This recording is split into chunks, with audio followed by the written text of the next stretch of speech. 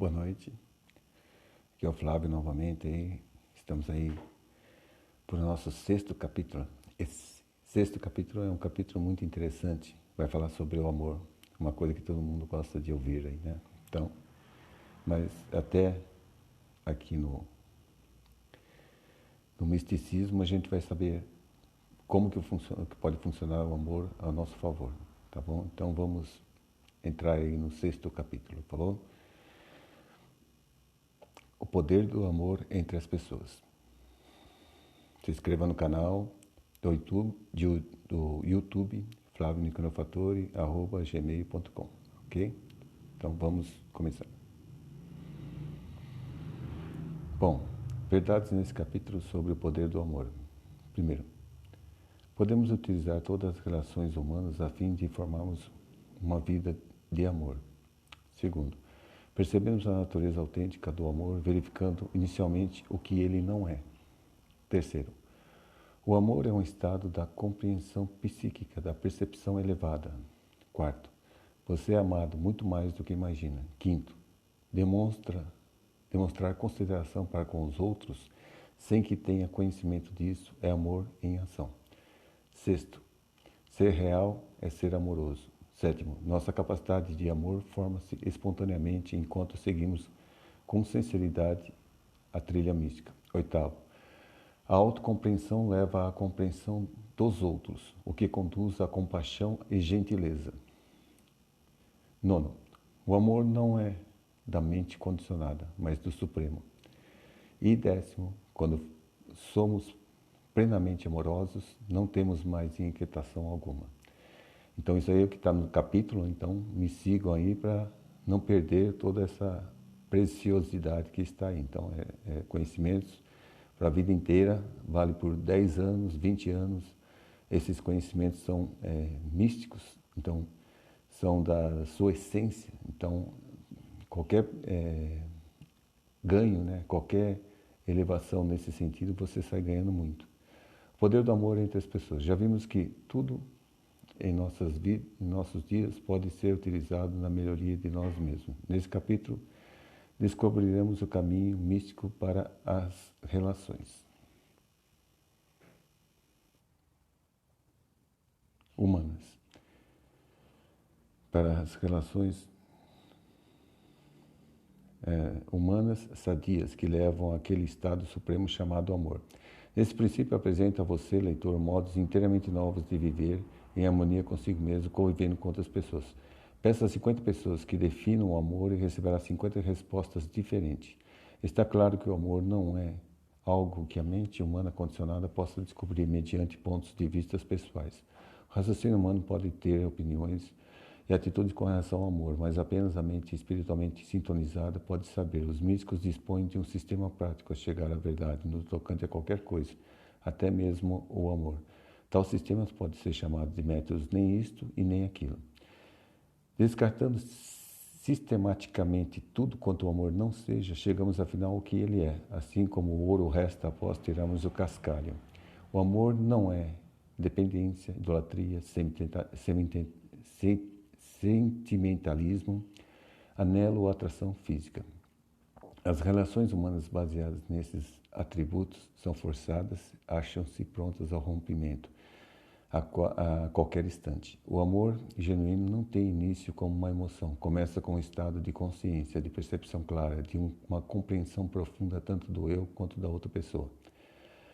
E então as emoções que surgem disso serão legítimas, o fruto natural. A ternura e o afeto encontram-se entre elas. Quando uma emoção se apresenta em primeiro lugar, não é amor genuíno, apenas uma falsificação que na verdade constitui anelo ou paixão.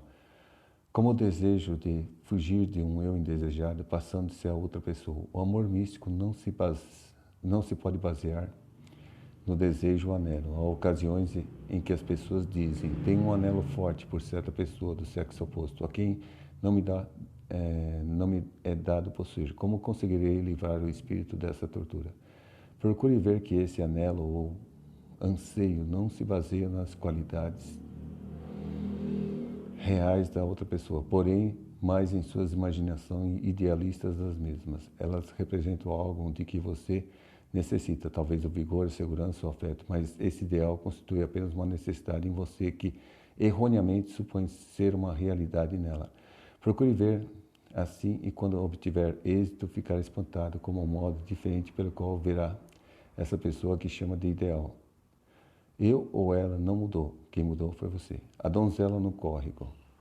Traços notáveis do amor místico está em que se mostra ao mesmo tempo profundamente pessoal, mas ainda assim desligado. Aos olhos das pessoas que não o conhecem, parece muitas vezes frio e sem rodeio, mas por baixo da superfície ele é cálido, solícito e correspondente. Está na natureza do amor autêntico ignorar as impressões externas que causam sobre os outros, favoráveis ou desfavoráveis. Ele não importa com o que pensam as pessoas, faz o que a sua natureza muito compassiva o leva a fazer. As demonstrações externas pertencem ao pseudo-amor, motivo para a glorificação de si mesmo, na esperança de assim atrair o louvor público. Narra-se o caso de 2 discípulos do misticismo que regressavam certa tarde do mosteiro. Chegaram a um córrego onde não havia ponte alguma e onde linda donzela procuraria fazer a travessia. Quando o primeiro discípulo anunciou sua intenção de carregá-la até o outro lado, o companheiro, tomado de choque, contrapôs: não fizemos um juramento? Nossos votos seriam violados se apenas tocássemos uma mulher. Desprezando essa observação, o primeiro discípulo tomou a mulher nos braços, atravessou o córrego, colocou-a no chão e prosseguiu a marcha. Durante os quilômetros seguintes de caminhada, foi indignamente acusado pelo outro de conduta que não coadunava com o discípulo. Afinal, o primeiro voltou-se para o companheiro e observou: olha uma coisa, eu deixei aquela mulher lá no córrego, você continua a carregá-la. O amor é assim, faz o que deseja fazer e é tudo. A bondade perfeita age sem pensar na bondade. Lao Tse. O amor é estado de compreensão psíquica. A falta de amor é a falta de entendimento. O que temos de entender? Vejamos o caso do medo. O Novo Testamento afirma que o amor perfeito expulsa o medo. Este surge nas relações humanas sempre que desejamos algo de alguém, preocupamos em que não vamos obter. O místico não sente medo porque não tem exigência a fazer aos outros, vive a farta em seu reino do céu interno. Uma relação amorosa torna-se impossível quando é baseada nas exigências sutil e evidente. O pseudo-amor de tal tipo não passa de barganha. Seja bonzinha comigo e eu serei bonzinho com você. Mas se você deixar de me agradar, irei embora. A vida mística não tem nada disto. É mundo completamente diverso. A compaixão do místico, como encara o místico a humanidade. A compaixão do místico, como encara o místico a humanidade, de modo absolutamente diverso daquele pelo qual encara os homens e mulheres comuns. Aproveitosos que sejamos também as pessoas do ponto de vista místicos, pois isto nos proporciona poder. O místico esclarecido vê os seres humanos como criancinhas. As criancinhas são às vezes agradáveis e outras não tanto. Quando se comporta mal, o místico sabe que isso se deve a não terem ainda feito contato com o seu ser espiritual interno. E os vê como sofredores secretos, pois é sempre o estado das criancinhas na escuridão espiritual. Sente grande compaixão por eles, sabendo que o preço que precisam continuar pagando, até utilizarem o seu próprio sofrimento como mestre libertador. É como o pai que ouve o filho chamando aflito, quando se encontra separado no seio da multidão. Embora sabendo que a aflição é genuína, sabe também que basta a criança olhar na direção certa para que tudo esteja bem. És amado, eis o que o místico jamais deixa de proclamar, muito mais do que pensas. Onde o homem comum, de modo habitual, incrimina e acusa os outros, o místico não o faz, em absoluto. Conhece o motivo que leva as pessoas a se comportarem desse modo. Não alimenta ilusões alguma de que elas poderiam comportar-se melhor se ao menos estivessem em circunstâncias diversas. Sabe que a perversidade é executada de modo mecânico, inconsciente por essas pessoas hipnotizadas que julgam estar despertas. Você incrimina um automóvel, pergunta ele, por afrouxar os freios e colidir com um edifício? Não. Você compreende que o automóvel não sabe o que faz a si próprio e aos outros. Não cometamos, entretanto, o engano de julgar que o místico seja um moloide. Ele não mina ninguém. É o mais duro mestre que existe na Terra. O amor não lhe permite que deixe os outros escaparem impunes. A verdade que tem de ser dita a qualquer preço, por mais que magoe seja quem for. Embora não incrimine a máquina humana por desandar, insiste em que deixe de ser uma máquina e se volte para o direito de nascimento. Quem tem de ser humano que tem. De ser humano consciente, George Goodfin observou certa feita que o amor verdadeiro consiste em auxiliar o aperfeiçoamento do outro, sabendo por todo o tempo e muito bem que esse outro não pode vir a rejeitar a mão estendida, com que desejamos vir a rejeitar a mão estendida, com que desejamos ajudar. As pessoas amorosas devem receber bem a utilidade daqueles a quem procura ajudar. Exatamente como o zelador dos recursos naturais recebe o rosnado do urso que tem espinho enfiado na pata. A compaixão do homem espiritual advém de sua percepção das coisas como essas são. Ele sabe não apenas que existe um mundo novo, como reside nele. Como se mostrar de todo satisfatório saber que, a despeito de todas as aparências do mundo conhecido, ainda assim, quando esta luz brilha, tudo se nos apresenta bom, indivisivelmente bom. Não na penumbra de nosso estado normal de consciência, vemos os debates, o esforço e a luta, sofrimento e injustiça, o mal e a tortura, a angústia e o fracasso. Mas quando os véus são retirados no momento de percepção, os místicos que não apresentam voz discordante falam da alegria onipresente e transbordante no coração das coisas, de amor, glorioso e sem limite. 20 segredos especiais. Deixa eu ver se está gravando, peraí. Está tudo normal. Quando duas pessoas se encontram, o prêmio vai sempre para aquele que tem o amor ou maior percepção de si próprio. Será o mais calmo, o mais confiante, o mais à vontade com o outro. Segundo, jamais permite que o comportamento de outras pessoas lhe diga como deve sentir-se. Terceiro, dê poucas atenções ao que as pessoas dizem ou fazem, em vez procure discernir as suas motivações mais íntimas no que lhe dizem e fazem. Aplique agora essa mestra regra a si próprio e tornar-se uma pessoa esclarecida. Quarto, qualquer amizade que tome necessária a submissão de sua natureza e dignidade a outra pessoa está inteiramente errada. Quinto, falando-se misticamente, não existe diferença entre você e outra pessoa. Esse motivo pelo qual não podemos magoar outros sem que nos magoemos a nós mesmos, e tampouco ajudar sem que nos estejamos ajudando também. Sexto, quando estivermos livres de todos os desejos desnecessários para com as outras pessoas, jamais poderemos ser enganados ou magoados. Sétimo, dá-se um passo gigantesco no sentido da madureza psicológica quando nos recusamos a defender raivosamente contra a calúnia injustificada. Entre outras coisas, tal resistência vai perturbar nossa própria paz de espírito. Oitavo. Você compreende os outros na medida exata em que realmente compreende a si próprio. Trabalhe para a aquisição de mais autoconhecimento. Nono, não se receie de vivenciar inteiramente tudo quanto lhe acontece em suas relações humanas, de modo especial no desapontamento e pesares. Faça isso e tudo se tornará finalmente claro. Décimo, o indivíduo que sabe mesmo o que significa amar não sente ansiedade quando seu amor passa despercebido ou é rejeitado. 11º, se você perder um amigo valioso, o que lhe causa dor não sai imediatamente procurando substituto. Tal atitude o impede de examinar seu pesar e libertar-se dele. 12º, não receie ser um João ninguém no mundo social. Essa é a verdade mais profunda e frutífera do que parece, visto superficialmente. 13º, toda experiência desagradável que se tem com outra pessoa é oportunidade para ver as criaturas como são, e não como erroneamente as idealizamos. Quanto mais desagradável seja a outra pessoa, tanto mais poderá ensinar você. 14º,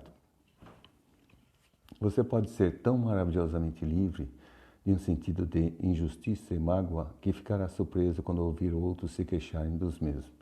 15º, não podemos reconhecer virtude alguma em outras pessoas se não a tivermos nós próprios. Somente alguém amoroso e paciente pode reconhecer tais virtudes em outro. 16º, não confunda o desejo por amor. O desejo sai de si, na procura frenética de um prazer após o outro. O amor habita em si mesmo. 17º, há partes de você que querem a vida amorosa, outras partes que não a desejam. Situe seu lado de suas forças positivas. Faça tudo o que puder para ajudá-las e incentivá-las. 18º, você deve parar de viver tão timidamente nessa timidez baseada em medos fixos do que os outros pensarão a seu respeito e de que você pensará de si próprio. 19º, Não procure ser pessoa amorosa, esforce-se por ser uma criatura verdadeira. Ser real é ser amoroso. E 20º, o maior amor que você poderá oferecer a outros em qualquer época é transformar de tal maneira a sua vida interior que os demais sejam atraídos por seu exemplo genuíno de bondade. Respostas e perguntas sobre o amor. Sei que me comporto sem qualquer amor às vezes. Como é possível fazer com que isso acabe? Sempre que acontece, não concorde com o fato inteiramente. Internamente. O conhecimento supremo dentro de cada um de nós manifesta a reprovação sempre que agimos sem amor. Dê ouvidos a essa voz e não a seu comportamento áspero. Alguém pode passar meses ou anos sob a hipnose do eu falso, destituído de bondade. Mas mediante discordância constante com ele, esse feito se modifica. Observe seu comportamento que não tenha bondade. Recuse-se a aceitá-lo como seu eu verdadeiro. De modo gradual, você porá a ação exterior de acordo com o interior, amoroso, exatamente como um bom pai influencia o filho desobediente pelo bem do mesmo.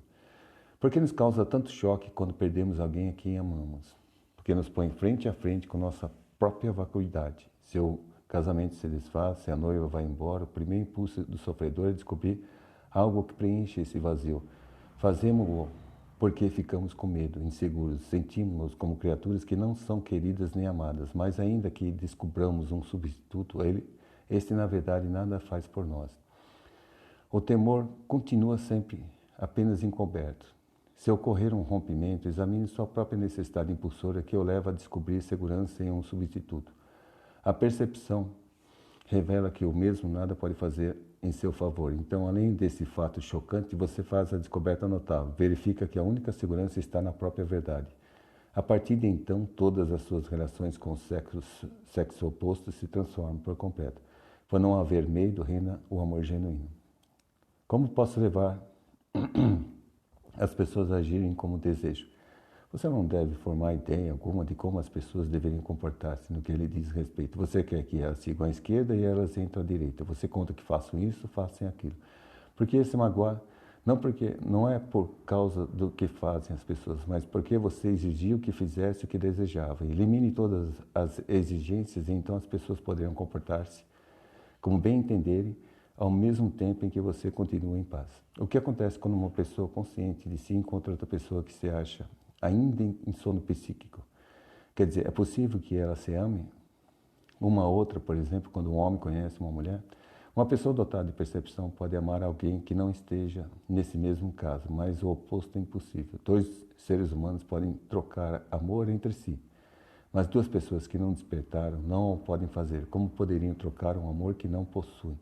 O amor vem com o despertar. As pessoas hipnotizadas só podem dar aquilo a que chamam amor como lisonja mútua. Por exemplo, sua relação está baseada no desejo, não no amor. Observa-se isso com facilidade. Note com que rapidez o chamado amor se transforma em rancor quando determinado desejo é contrariado. Como aperfeiçoar a capacidade de amar? Como aperfeiçoar a capacidade de amar?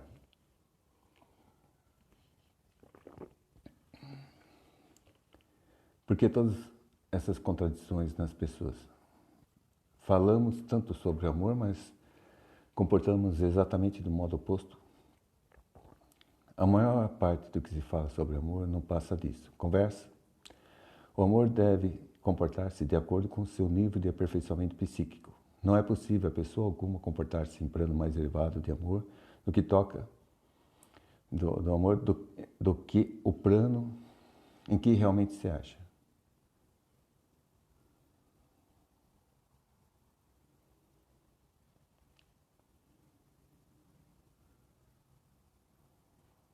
Que realmente se acha. Mas lembre-se de que os seres humanos são muito astutos no que toca à aparência externa do amor. Não se deve enganar pelo trabalho com seu eu. Alguém pode erguer seu nível de amor e então comportar-se-á diversamente, com mais compaixão verdadeira. É esse um dos objetivos da trilha mística. Queremos soerguer nossa compaixão, erguendo nosso nível espiritual. Você disse uma vez que aperfeiçoamos nossa capacidade de amar, suportando pacientemente palavras e atos de desamor dos outros. Como Esteja pronto a abandonar os prazeres imediatos e insalubres em troca de riquezas a longo prazo. Você poderá obter uma sensação imediata de prazer retorquindo ou revindando a uma pessoa que não tenha bondade. Mas se eu fizer, terá perdido grande oportunidade de aperfeiçoamento. Seu eu íntimo, em vez de fazê-lo, de aperfeiçoar seu eu íntimo. Em vez de fazê-lo, descubra o motivo por que ele precisa revidar. Descobrirá que seu ato adveio do eu egoísta, irracível. Ele é simples. Essa simples observação por si só enfraquece o eu, o ego. Eu costumava pensar que meu redomínio de atividades sociais adivinha do meu amor às pessoas, de querer ajudá-las, estar em sua companhia. Agora, entretanto, sinto-me oprimido por todos esses compromissos enlouquecedores. Fico sem saber por que continuo.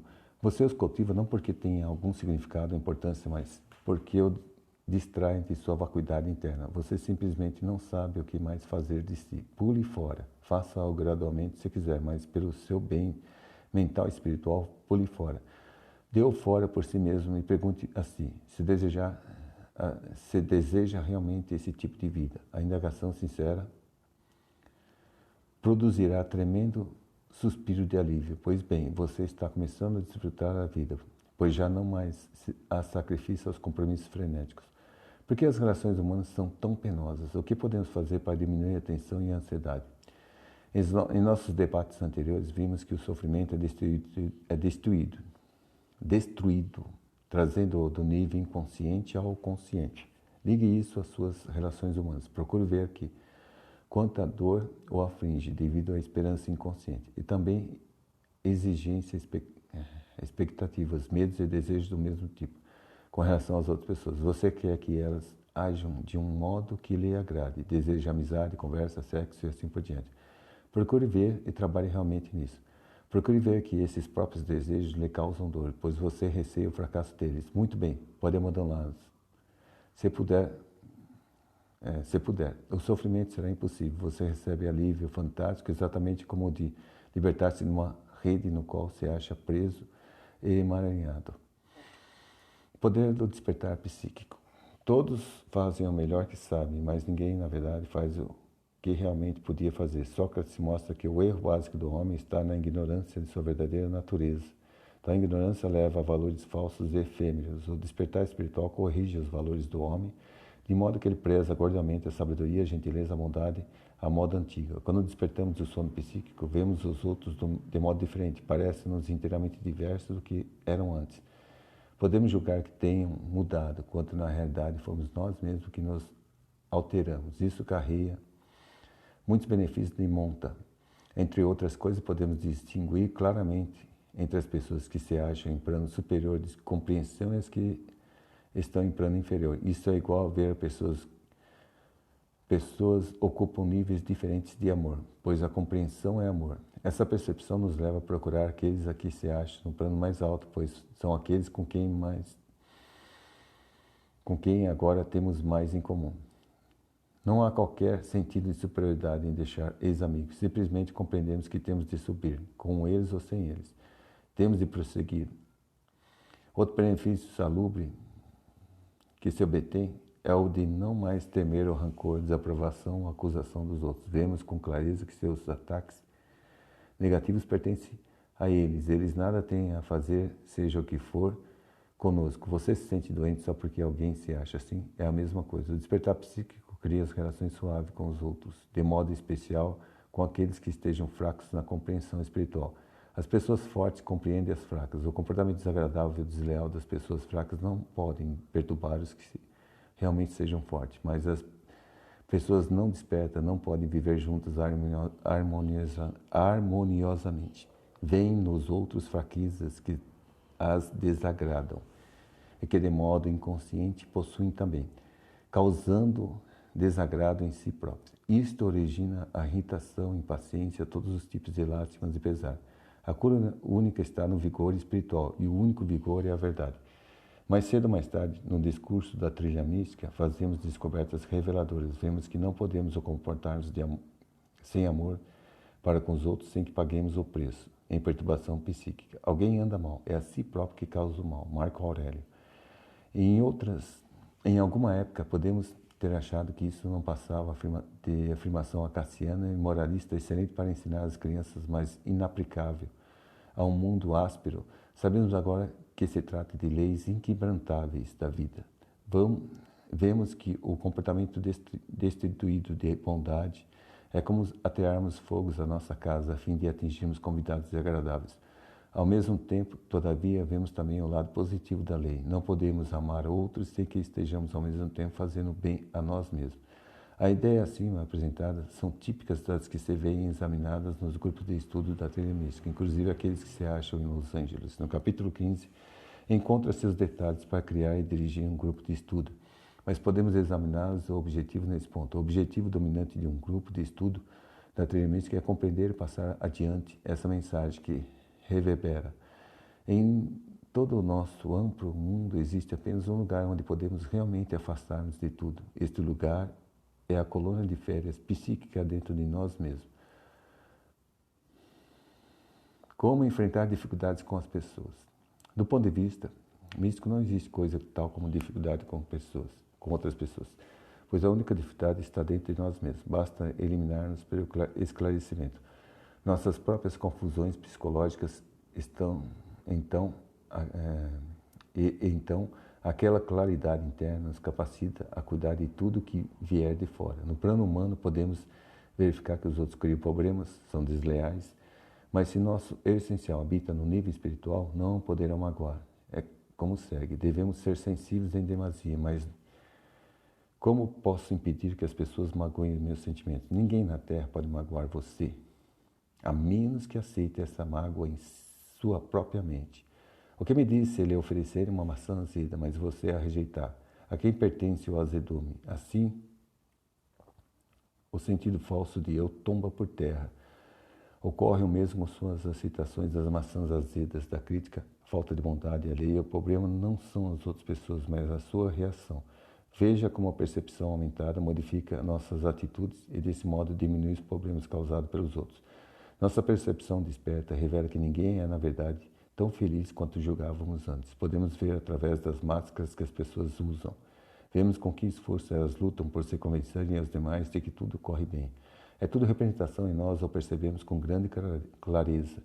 Suas atividades sociais e comerciais nervosas, seus divertimentos vazios, já não mais nos enganam. Sabemos que eles despertam cheios de medo ao dia que iniciam, despertando de manhã.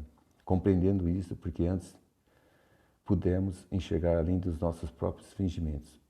Eles estão repetindo os mesmos desempenho teatral, fatigante, que costumava manter-nos cansados. Isto vem alterar completamente nossos pontos de vistas e relações. Já não somos críticos ou invejosos. Nossa inveja anterior resultava da ilusão de que os outros recebiam mais da vida do que nós, mas agora sabemos que não é assim. Nós o vemos como sofredores secretos, exatamente como costumávamos ser.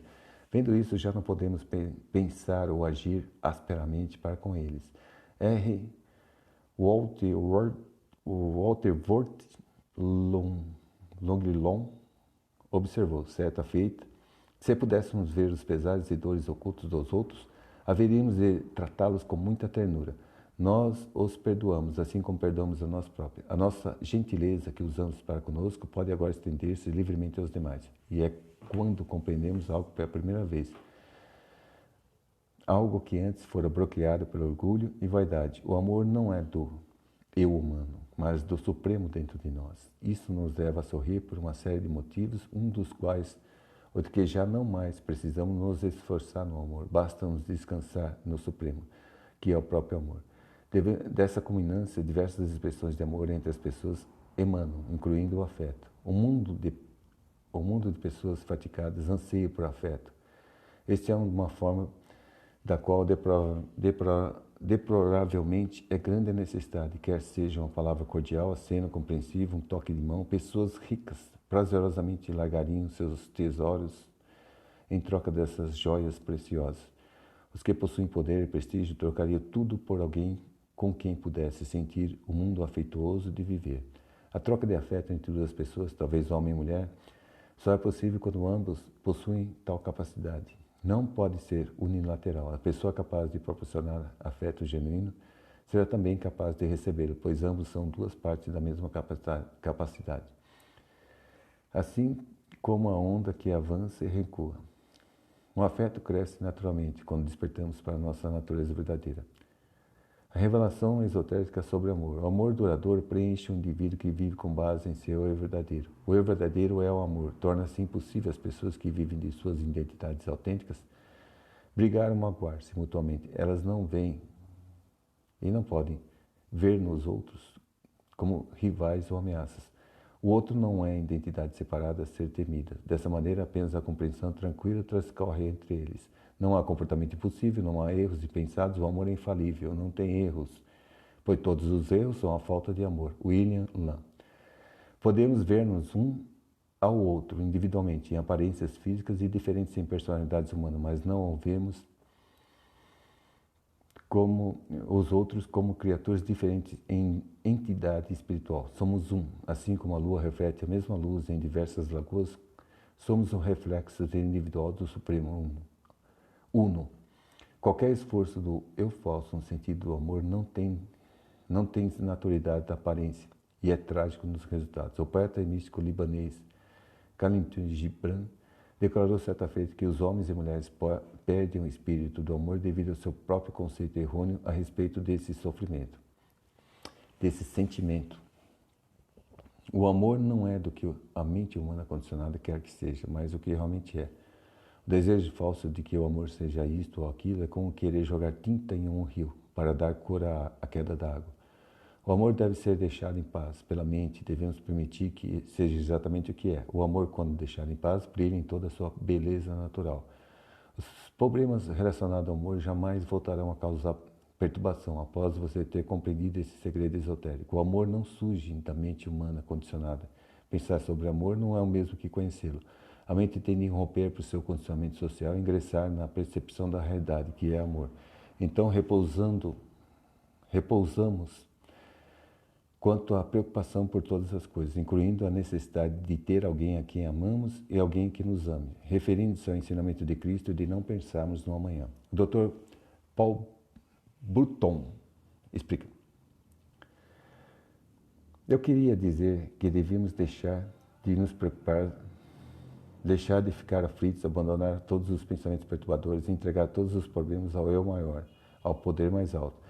Pelo pensamento lógico e racional, podemos descobrir uma solução humana, mas deixando de pensar, não tendo pensamento algum e abandonando o problema, o poder mais alto recebe então a oportunidade de enfrentá-lo. Não ter pensamento algum significa aquietar a mente, sentar-se e entrar em meditação verdadeira. Assim, o eu maior tem a oportunidade de vir e pensar em seu favor e por você. Devemos ser como Sazão, a quem for permitido o velocímetro de ouro se executasse certa façanha heróica. A despeito de todas as incertezas e ansiedades, aceitou audaciosamente o desafio. Tarefa por tarefa, realizou o que parecia impossível. Auxiliado pela habilidade mágica da presença vendeia, assim que podemos aceitar os desafios da trilha mística, quaisquer que sejam nossas dúvidas e confusões profundas, e assim também poderemos auxiliados pelo poder maior, mais alto, transformar impossibilidades em vitórias concretas. Espero que tenham gostado sobre o amor, é um tema muito bom, né? E aqui já está o final, né, de mais esse 6º capítulo, né, sobre o amor. E aí vamos aí até os 13 capítulos, né? E vocês vão aprender muito mais, tem muito mais coisas, gente. É muito interessante a gente descobrir o nosso eu verdadeiro, né? E tratar de todos os temas, inclusive o amor. A verdade nesse capítulo sobre o poder do amor. Primeiro, podemos utilizar todas as relações humanas a fim de formarmos uma vida de amor. Segundo, percebemos a natureza autêntica do amor, verificando inicialmente o que ele não é. Terceiro, o amor é um estado de compreensão psíquica de percepção elevada. Quarto, você é amado muito mais do que imagina. Quinto, demonstrar consideração para com os outros, sem que tenhamos conhecimento disso, é amor em ação. Sexto, ser real é ser amoroso. Sétimo, nossa capacidade de amor forma-se espontaneamente enquanto seguimos com sinceridade a trilha mística. Oitavo, a autocompreensão leva à compreensão dos outros, o que conduz à compaixão e à gentileza. Nono, O amor não é da mente condicionada, mas do Supremo. 10º, quando somos plenamente amorosos, não temos inquietação alguma. Fim, obrigado. Então vamos aí, né? Em frente. Vocês viram que não é cansativo, é só um capítulo por vídeo, né? Então vamos seguindo aí e no final a gente faz um grupo de estudo, tá bom? Boa noite, agradeço a todos que estiveram comigo e até a próxima e Deus abençoe a todos.